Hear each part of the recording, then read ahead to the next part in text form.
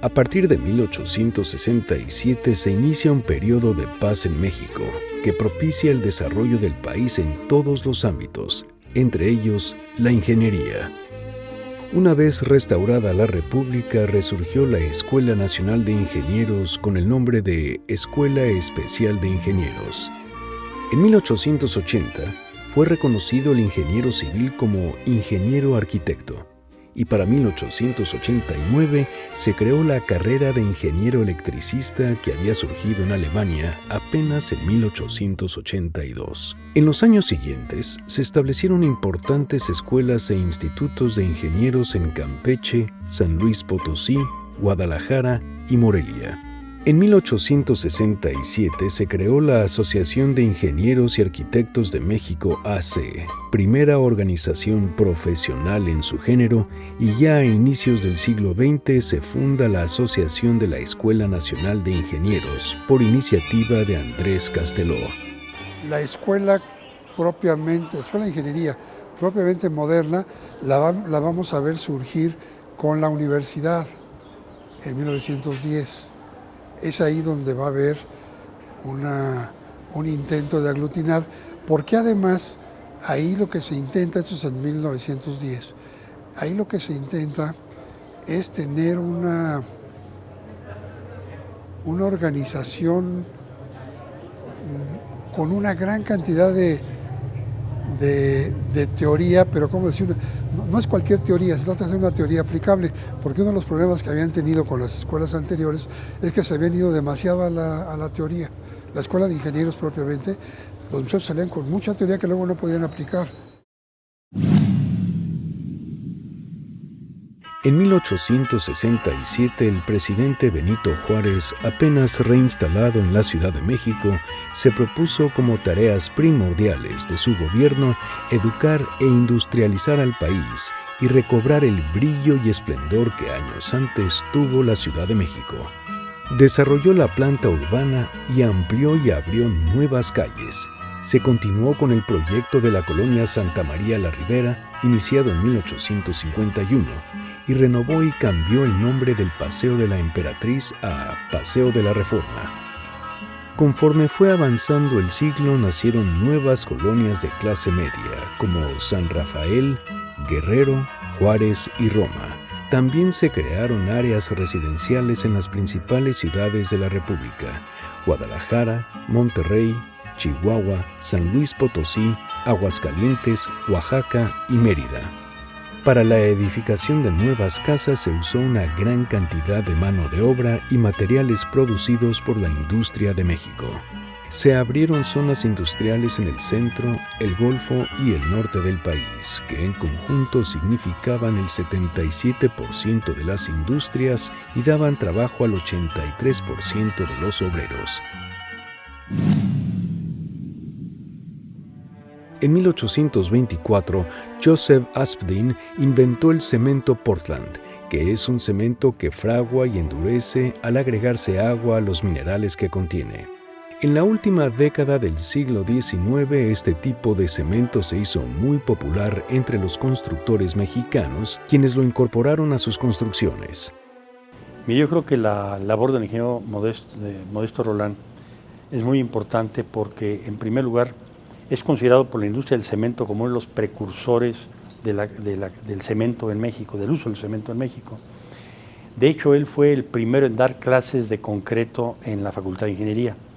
En el año de 1909 pidió autorización a la Secretaría de Instrucción Pública y a la Escuela Nacional de Ingenieros para poder dar la clase de cemento armado, le llamaban, y fue la primera clase que dio. En los primeros años del nuevo siglo se vendían en México varios tipos y marcas de cemento Portland, como el Portland Dickerhoff en 1901 y el de la Compañía Industrial de Cemento Privilegiado en 1902.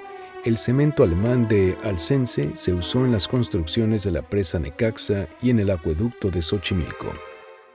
En los años siguientes se vendieron el cemento Hércules, producido en Monterrey, el cemento Hidalgo y el Sunflower de Kansas. el cemento tolteca se empezó a vender hacia 1910. En 1911, Bernardo Núñez promueve la venta del cemento Blue Cross, que ese año cambió de nombre a Cruz Azul, el cemento que se utilizó en esos años para las construcciones de las nuevas colonias como la Condesa. Desde entonces, Cementos Cruz Azul es asociado con el cemento de la Ciudad de México y los grandes centros urbanos del país. Fierro y acero se posicionaron como los dos materiales metálicos más importantes para la construcción, permitiendo cambios en las estructuras y cimentaciones. Importados en las últimas décadas del siglo XIX, se fabricaron en la fundidora Altos Hornos de Monterrey a partir de 1900. Las industrias siderúrgica y de la construcción tuvieron un papel destacado en la transformación del país. En 1903 se inauguró el alto horno con capacidad de 350 toneladas de la fundidora de hierro y acero de Monterrey. Esta fundidora fue la única en el país hasta 1919.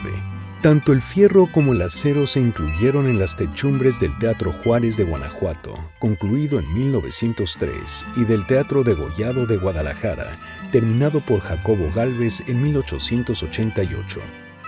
La estación de Buenavista, construida en la Ciudad de México en 1885 e inspirada en las grandes estaciones europeas de Londres y París, cuenta con viguetas de acero que sostienen un techo de 2 aguas, sin pilotes ni columnas intermedias. Sirvieron para construir majestuosas obras públicas como el Palacio de Comunicaciones, obra de Silvio Contri entre 1902 y 1911, y el Palacio Postal, conocido como Edificio de Correos entre 1903 y 1907, obra del arquitecto italiano Adamo Boari y Gonzalo Garita. También se utilizaron para edificar el Palacio de Hierro en 1889, el Centro Mercantil, hoy Hotel de la Ciudad de México, en 1898 y el Casino Español en 1903, entre otros. La primera construcción de la Columna de la Independencia, iniciada en 1902, tuvo que ser demolida en 1906 porque sus cimientos estaban mal planeados. Se retomó su construcción en 1907 a cargo de Antonio Rivas Mercado y esta vez se usó el método de pilotes de hormigón con punta que se enterraban por medio de un émbolo de 1 tonelada de peso. Esta fue de las primeras obras en la ciudad con este tipo de cimentación. En 1904 se inició la construcción del Palacio de Bellas Artes, planeado e iniciado por Adamo Boari y concluido 30 años después. Destaca su cúpula de estructura metálica y concreto armado. Hacia finales del siglo XIX, la Ciudad de México era considerada entre las más cuidadas y elegantes del mundo. Tomando como modelo el parisino Bosque de Bolonia, se modificó el trazo del Bosque de Chapultepec y se le dotó de su distintivo y emblemático lago artificial.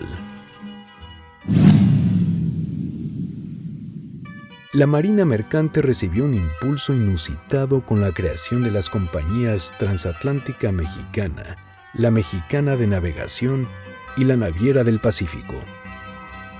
El cuidado y modernización de los puertos fue una preocupación prioritaria en este periodo.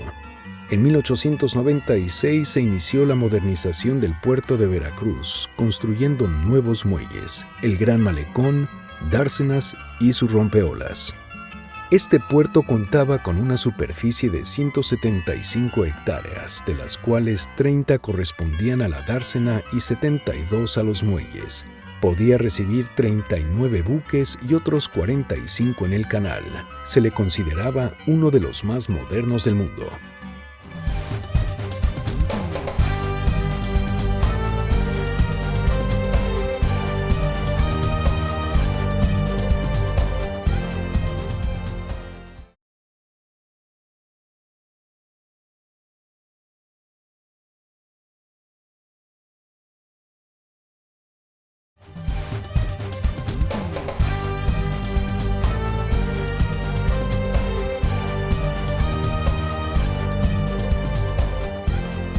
En 1896 se iniciaron las obras para la construcción del puerto de Tampico, con planos de origen inglés. Se ubicó en una franja entre el río Pánuco y el Támesis, y para su construcción se utilizaron piezas prefabricadas. ladrillo rojo de Inglaterra, herrería francesa y madera de Estados Unidos, entre otros materiales. El edificio de la aduana se inauguró en 1902. Otros puertos como Acapulco, Mazatlán, Guaymas, San Juan Bautista, la actual Villahermosa, Campeche y Progreso fueron remozados entre 1881 y 1910. Las obras de Progreso y Altata fueron administradas directamente por el gobierno federal. Una novedad en su restauración fue el refuerzo de rompeolas con concreto armado, con el cual se fabricaron pilotes y tetrápodos para hacerlos más resistentes. Se construyeron faros en los puertos de Veracruz, Tampico, Nautla, Tecolutla, Coatzacoalcos y Progreso. Las obras portuarias realizadas durante el Porfiriato impulsaron notablemente la exportación de metales preciosos, productos industriales y fibra de henequén, y sirvieron de puertas de entrada a la maquinaria que demandaba la industrialización del país. La primera línea férrea construida fue la de México a Veracruz. El 16 de septiembre de 1850 se inauguró un pequeño tramo de 14 kilómetros hasta El Molino. Posteriormente se concesionó su construcción a una compañía extranjera con participación de ingenieros mexicanos e ingleses y finalmente se inauguró en 1873 con una extensión de 470 kilómetros. Destaca en esta línea la construcción del puente de Metlac en Córdoba, Veracruz, que cruza un profundo barranco. La vía del tren se tendió sobre una estructura sostenida por torres metálicas en forma de pirámides truncadas, sustentadas por estructuras de mampostería. En 1869 se construyó la vía México-Puebla y se concluyó el ramal Apizaco-Puebla. Siguieron las vías Celaya-León, Ometusco-Tulancingo, Zacatecas-Guadalupe, Alvarado-Veracruz, Puebla-Izúcar de Matamoros y Mérida-Peto. Todos estos ferrocarriles fueron construidos con la llamada Vía Angosta. En 1884 entra en operación el ferrocarril México-Ciudad Juárez. En 1887 Puebla y San Luis Potosí contaban ya con flamantes estaciones. En 1888 se inauguró el ferrocarril México-Guadalajara. En la última década del siglo se inauguraron las líneas de México-San Ángel, México-Tehuacán y Monterrey-Tampico. En 1897, Enrique Krill y Alfredo Splendlove iniciaron la construcción del ferrocarril Chihuahua-Pacífico con 921 kilómetros, que se terminó de edificar en 1961. El ferrocarril transístmico que cruza el istmo de Tehuantepec y une los puertos de Salina Cruz y Coatzacoalcos fue una de las últimas grandes obras construidas por la administración de Porfirio Díaz. En 1908, el gobierno de Díaz nacionalizó la mitad de los ferrocarriles concesionados a estadounidenses y británicos. Así nacieron los Ferrocarriles Nacionales de México, que para 1910 contaban con 24,000 kilómetros de vías férreas.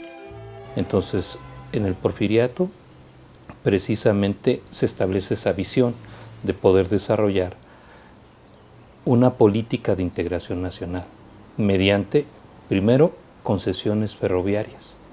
En los 31 años que duró este periodo, se desarrollaron casi 19,000 kilómetros de vías férreas, prácticamente con la intención de conectar a todo el país en el interior. Pero todas esas vías férreas también tenían la finalidad de poder ligar los esquemas de comercio exterior, que era básicamente los puertos, poder conectar lo que es la parte ferroviaria para el manejo de todos los riquezas, todos los bienes, todos los productos que se generan, y el puerto como unidad de comercio internacional. En 1874 operaba ya un servicio telefónico que comunicaba la Ciudad de México con Tlalpan. En 1895 se inauguró la red telefónica que cubría el centro de la Ciudad de México a través de líneas subterráneas. La compañía telefónica mexicana y la teleindustria Ericsson operaban con sistemas incompatibles entre ellos, lo que impedía la intercomunicación de sus usuarios. Por ello, era frecuente que negocios, oficinas y hogares tuvieran aparatos de ambas compañías. En cuanto al servicio telegráfico, en 1852 quedó instalada la línea de México a Veracruz y un año más tarde la de México a León. Juan de la Granja fue pionero de los telégrafos en México. En 1902 se logró por primera vez enviar mensajes por telégrafo inalámbrico de Veracruz a la isla de Sacrificios, ubicada frente al puerto, y más tarde a un barco situado a 113 kilómetros de la costa. Las primeras estaciones de telégrafos fueron las de Cabo Aro en Sonora y Santa Rosalía en Baja California, que empezaron a funcionar en 1903. En los últimos años del siglo XIX, el alumbrado eléctrico sustituyó al alumbrado con gas, y la energía eléctrica se usó cada vez más en la industria. En 1879 se construyó en León, Guanajuato, la primera planta eléctrica del país, que suministraba energía a la fábrica de hilados y tejidos La Americana. En 1881 aparecieron en algunas calles de la Ciudad de México lámparas de alumbrado eléctrico instaladas por la compañía Knight, la que una década después ofrecía servicio con 2,000 focos. En 1896 se inauguró el alumbrado público eléctrico que cubría gran parte de la Ciudad de México. Aunque entonces las principales ciudades de la República contaban con servicios similares, la extensión de la electricidad a grandes áreas del país se inició hasta mediados de los años 30 del siglo XX. En 1896, la compañía The Mexican Light and Power Company sustituyó los tranvías tirados por mulas por modernos tranvías eléctricos. Para 1900 entró en servicio la línea Chapultepec-Tacubaya, seguida por las de Mixcoac-San Ángel, Villa de Guadalupe, Peralvillo, Belén, San Antonio Abad, Churubusco, Santa María, Tacubaya, Azcapotzalco, y las que llegaban a las colonias Roma y Condesa. La instalación de rieles de fierro requirió de nuevos procedimientos de ingeniería tanto para su construcción como para la colocación de postes y líneas para energía eléctrica y alumbrado. Se construyeron presas para proveer de agua a ciudades y poblados, para irrigar áreas agrícolas y para proporcionar energía hídrica a minas e industrias. El descubrimiento de nuevos usos y el aumento de la demanda de energía eléctrica hicieron que se aprovechara la fuerza de las corrientes de agua también para producir electricidad. En 1893, la Compañía Hidroeléctrica e Irrigadora de Chapala instaló la primera planta hidroeléctrica en el Salto de Juanacatlán. Ahí se instaló una planta hidroeléctrica, se fundó una compañía de fuerza motriz de Guadalajara que construyó esta planta hidroeléctrica, bastante importante para la época, digamos, llegó a tener instalados, así de un primer momento, 18 kilowatts, suena muy poquito, pero en ese momento era muy bueno, y con eso le daban alumbrado público a Guadalajara, y entonces fue la primera planta que realmente desarrolló un servicio público de energía eléctrica, esta del Salto. Luego vino en el mismo decenio, hubo otra planta muy interesante en el estado de Chihuahua. En el fondo de una de las barrancas del Cobre se descubrió una veta de plata muy importante, y para desarrollar la minería en el fondo de esta barranca, que se llama Batopilas, que en tarahumara quiere decir río encajonado, se construyó una hidroeléctrica en ese lugar con la intervención de un ingeniero estadounidense de apellido Shepard, que entonces hicieron esta planta que en total generaba pues muy poquito, pero con ese muy poquito le daban servicio a la mina y le daban servicio a la población de Batopilas, que también tuvo alumbrado eléctrico. Fue pues la segunda o tercera ciudad del país en tener alumbrado eléctrico en las calles, proporcionado por una planta hidroeléctrica.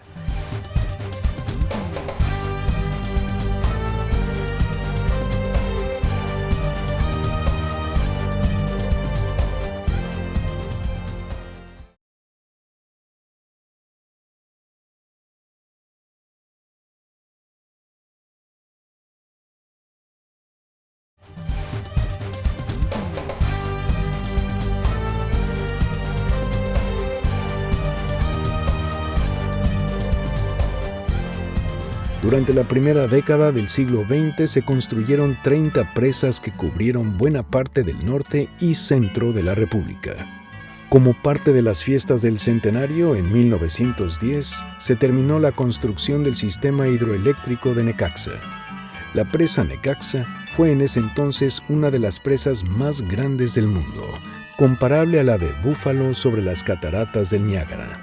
Este sistema hidroeléctrico incluía, además de la presa de Necaxa, las presas de El Tejocotal, Los Reyes, Nexapa y Tenango, y proveía electricidad suficiente a las ciudades de México, Puebla, Orizaba y las minas de Pachuca y El Oro. Una serie de canales y 40 kilómetros de túneles condujeron agua de diferentes mantos y fuentes acuíferas a las presas. A sus turbinas llegaba el agua con una enorme fuerza gracias a su caída de 443 metros.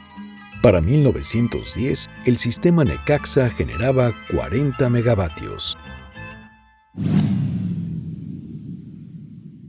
Durante los primeros años, la industria petrolera produjo principalmente queroseno para alumbrado. Al introducirse la iluminación eléctrica, bajó el consumo de queroseno, pero aumentó el de gasolina cuando se popularizaron los automóviles. En la década de los 1880s, 2 empresas extranjeras se dedicaron al descubrimiento de yacimientos y a la extracción de crudo y gas en México. En 1881, la empresa La Constancia, instalada por el doctor Adolfo Autrey, perforó pozos en el Cugas, Veracruz, e instaló una pequeña refinería en Papantla para producir el aceite para iluminación. En 1883, el doctor Simón Sarlat Nova inició la explotación del yacimiento de San Fernando en Tabasco. Para 1890, las compañías inglesas London Oil Trust y Mexican Oil Corporation perforaban y explotaban pozos cerca de Papantla. En los primeros años del siglo, los empresarios Whitman Pearson y Edward Doheny participaron en la localización y explotación de yacimientos petrolíferos. Doheny compró 180,000 hectáreas de la hacienda del Tulillo en Tamaulipas y ahí desarrolló lo que sería luego la faja de oro con la Mexican Petroleum Company. Ezequiel Ordóñez, fundador de la geología petrolera en México, contribuyó al descubrimiento de grandes yacimientos petrolíferos. El más importante fue el de Cerro Azul número 4 en 1916 en la Huasteca veracruzana, que alcanzó una producción diaria de 260,000 barriles. Pearson empezó con la compañía mexicana de petróleo El Águila, en Tabasco y Coatzacoalcos. En 1910 explotó 2 pozos que hicieron época, el número 7 de Casiano, que producía 25,000 barriles diarios, y el Potrero del Llano, que generaba 100,000. La introducción de vehículos y maquinarias con motores de combustión interna provocó un importante aumento en la demanda de gasolina y diésel, con lo que se inició la nueva era de las grandes compañías petroleras en México y el mundo.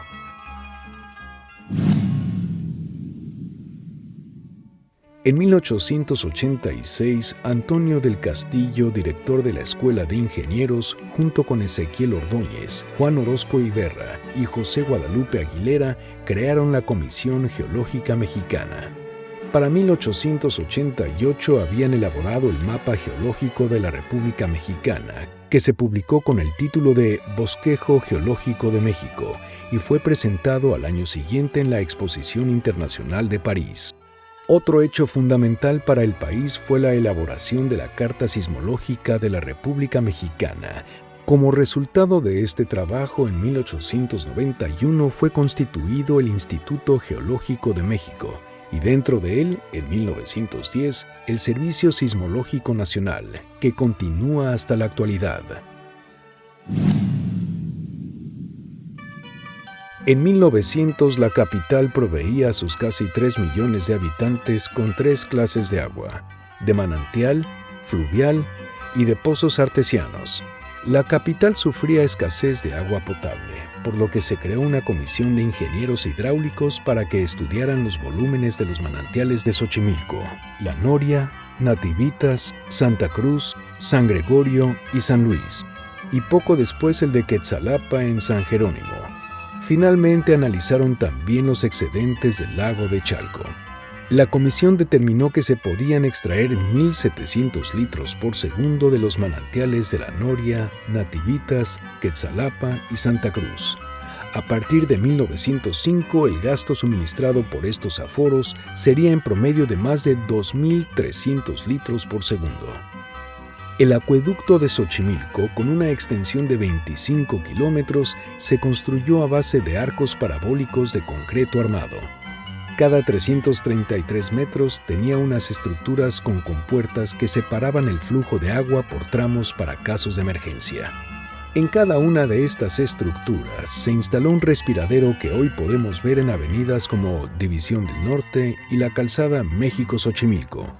En la parte final del acueducto, en la colonia Condesa, se construyó la principal casa de bombas que contaba con 4 bombas centrífugas con capacidad para 850 litros por segundo.